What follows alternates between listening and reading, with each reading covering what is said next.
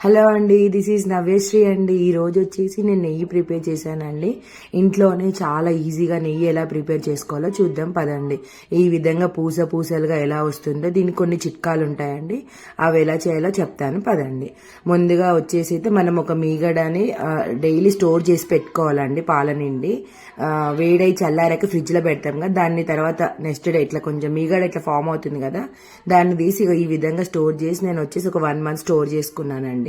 So అది ఎట్లా చేయాలి ఏంటి అనేది మొత్తం ఒక గ్రైండర్లో వేసుకొని గ్రైండ్ పట్టుకోవాలండి దీన్ని. అప్పుడు ఇది మనకి కొంచెం దీంట్లో కూల్ వాటర్ వేసి పట్టాలన్నమాట. ఈ విధంగా వస్తుంది అనమాట. దీన్ని బటర్గా కూడా ప్రిపేర్ చేసుకోవచ్చు అనమాట. దీంట్లో కొంచెం సాల్ట్, పసుపు వేసి ఫ్రిడ్జ్లో మన సిల్వర్ కలర్ దాంట్లో పెట్టేసి చేసుకుంటే మంచిగా ఉంటుందండి.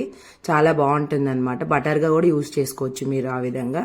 లేదు అనుకుంటే నేనైతే ఇప్పుడు నెయ్యి చేస్తున్నాను కదండి, నెయ్యి చెప్తాను.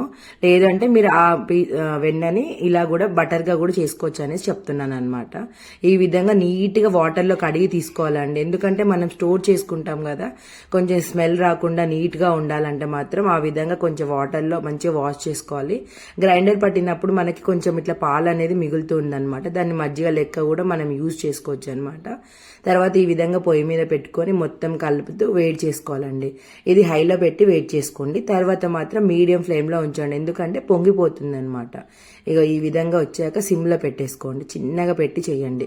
మీడియం ఫ్లేమ్ అయినా కానీ సిమ్ లో అయినా పెట్టి చేయండి, మంచిగా వస్తుంది.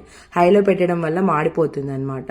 ఈ విధంగా దగ్గరికి వచ్చాక కొంచెం పసుపు వేసుకోండి కలర్ కోసం. మీకు ఇంట్రెస్ట్ లేకపోతే స్కిప్ చేసేయండి.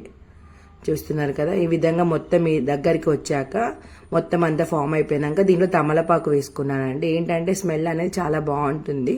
లేదు మీ దగ్గర తమలపాకు అనేది లేకపోతే మెంతులు వేసుకోండి, మీ ఇష్టం ఏదైనా కానీ చాలా బాగుంటుంది అనమాట.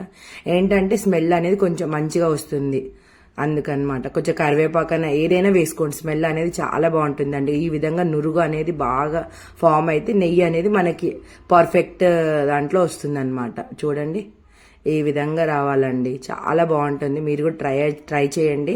పెద్ద టైం ఏం పట్టదండి. ఒక్కసారి మనం చేసి పక్కన పెట్టి పొయ్యి మీద పెడితే అదే అవుతూ ఉంటుంది అనమాట. సో ఇంకా నెయ్యి అయ్యాక ఈ విధంగా వడగట్టుకోండి.